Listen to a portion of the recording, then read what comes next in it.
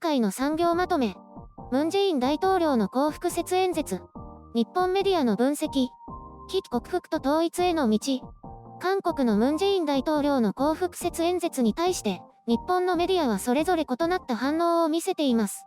読売新聞は、韓国政府はいつでも日本政府と向き合う準備はできているとしたムン・ジェイン大統領の言葉に対し、日本製鉄の資産売却命令が出る前に、日韓両政府間の交渉で解決を目指す意向を示したと分析しています。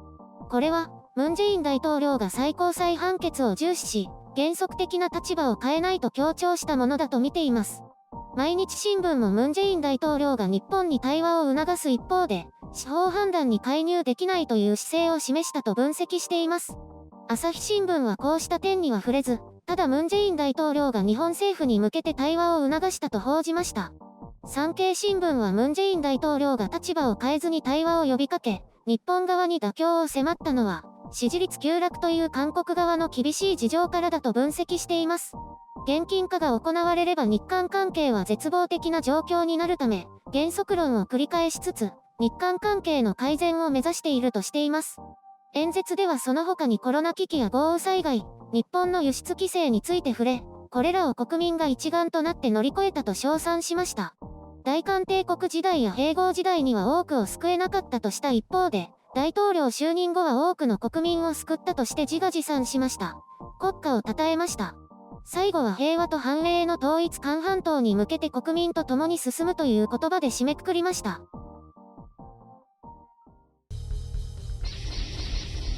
編集所官。今回の概要。演説長くない？毎年一緒じゃない？日本に一歩も譲歩しない。親日派球団やめません。ムン・ジェイン大統領の幸福説演説に関しては、いろいろなサイトで分析されたり韓国人や日本人の反応を拾ってきて紹介したりと様々あると思います。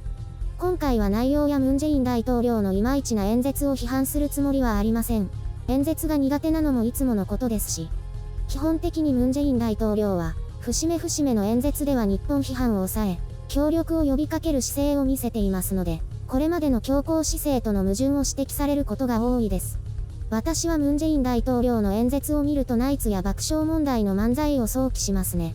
いつもと全く同じで時事ネタを絡めて味付けしただけ。毎回そうですけれども、大して変わり映えしない内容を20分も聞かされる方の身にもなってほしいですね。漫才はそれでも面白いからいいですけど。そして NHK の戦争特番と同じで、毎回同じ視点。韓国の場合は親日派批判と民族主義来賛。こればかり。韓国の基盤というのがこれに固まって、その他の考えは排除されるようになりました。学校のクラス内で、先生の悪口を言う時だけは様々なグループが一丸となるみたいな。日韓関係は1年前、半年前と何も変わってないですし、むしろじりじり悪化していると思います。今回も最高裁判決を盾にし、三権分立を唱えて譲歩するつもりはない上での対話を日本に求めています。対話の扉は開かれているという毎回のスタイルですが、日本に変化を求めているという点でもこれまでと変わりはありません。日本の新聞各紙の分析は妥当な線でしょう。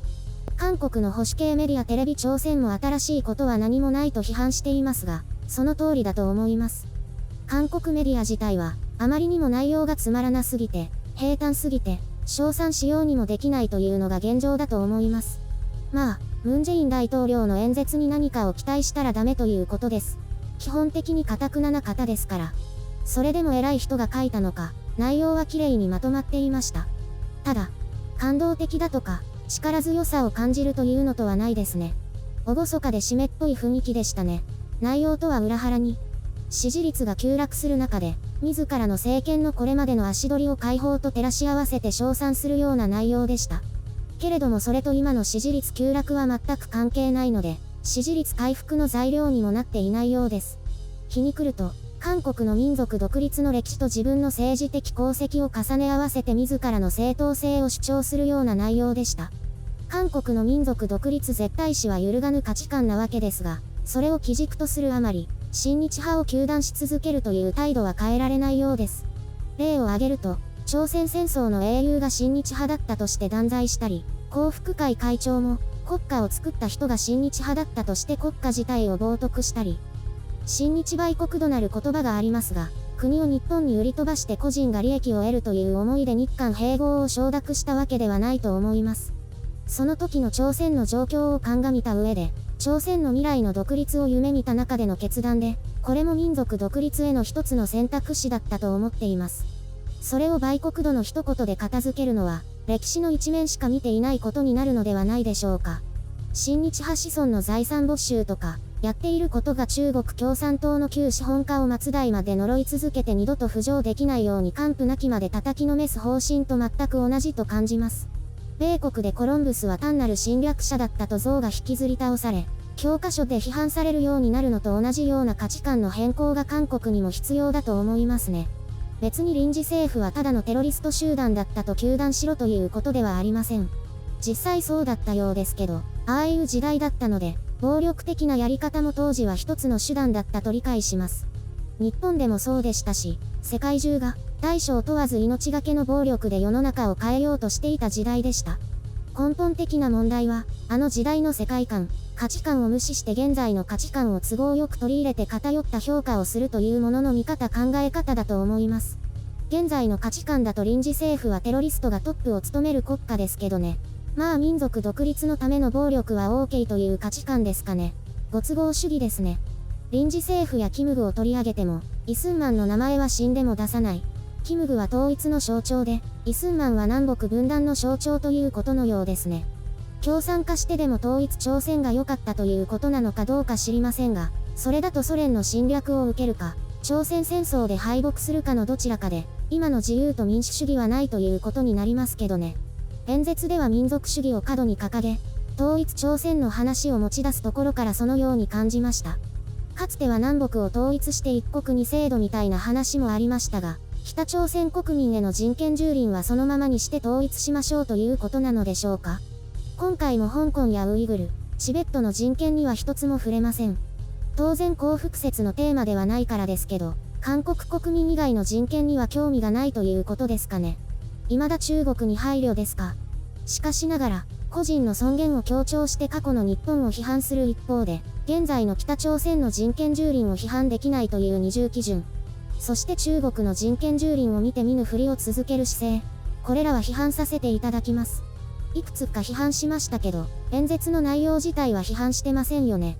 その点は皆さんにご評価いただきたいです。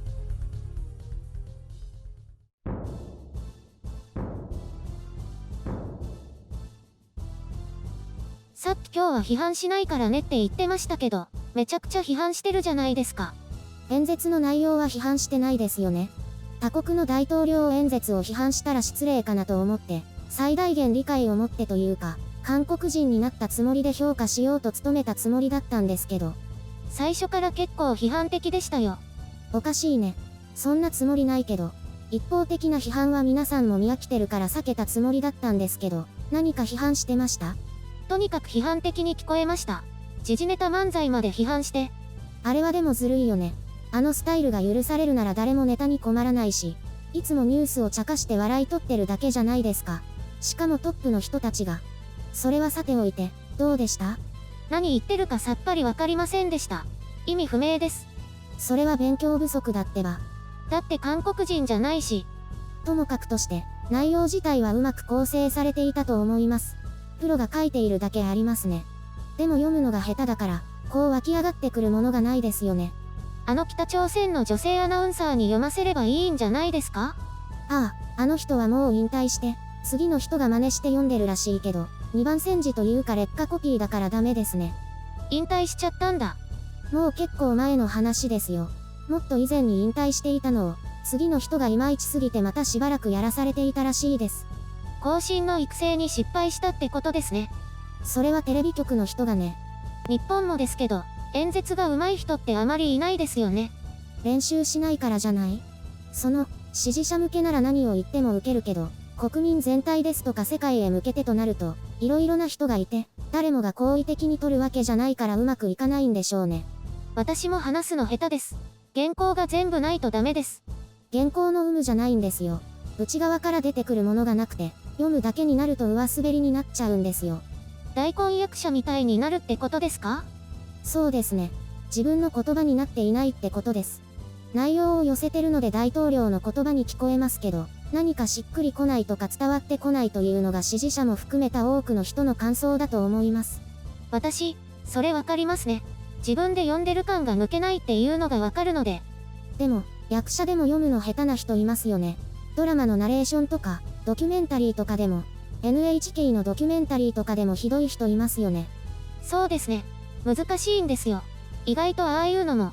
それで、どうでした？ムン・ジェイン大統領の演説。長いです。内容は全くわかりませんでした。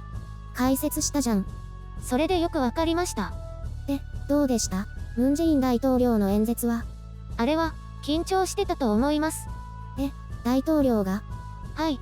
あれは緊張してましたね。手が動かないし。ページめくってたじゃん。手のジェスチャーがないのは緊張してるからです。表情も硬くて下手でした。下手とか言う？ほら、トランプ大統領とかすごく楽しそうに話すじゃないですか。アメリカすごいとか。それと比べるとそりゃあね。一応今回は厳粛な場ということだから。それでも残念感ありますね。やっぱり盛り上げなきゃ。あんなお決まりの合間の拍手だけじゃなくて。今回のコンセプトはムン・ジェイン大統領の演説は批判しないって方向なんですけど。私たちには無理でしたね。お粗末様でした。それは何に対してのお粗末様よ。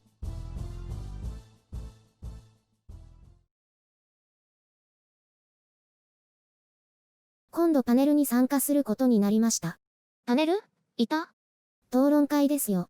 ああ、パネルディスカッションとかのパネルってことですか？板に参加しないでしょ。変だなぁと思いました。で、テーマは何ですか？情報通信の、なんだっけ？情報戦略、そんな感じ。そんなので大丈夫？今から情報収集して整理するところだからまだいいんですよ。すごいねゆるりん。時々呼ばれてますよね。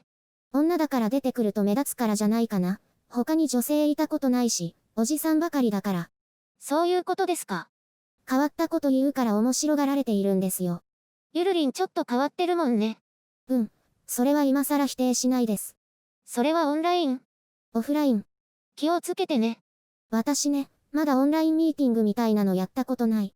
そうなんですか？やっぱりね、画面に映るとなると準備しないといけないから大変だよね。何着ればいいのかな？大変ですよ。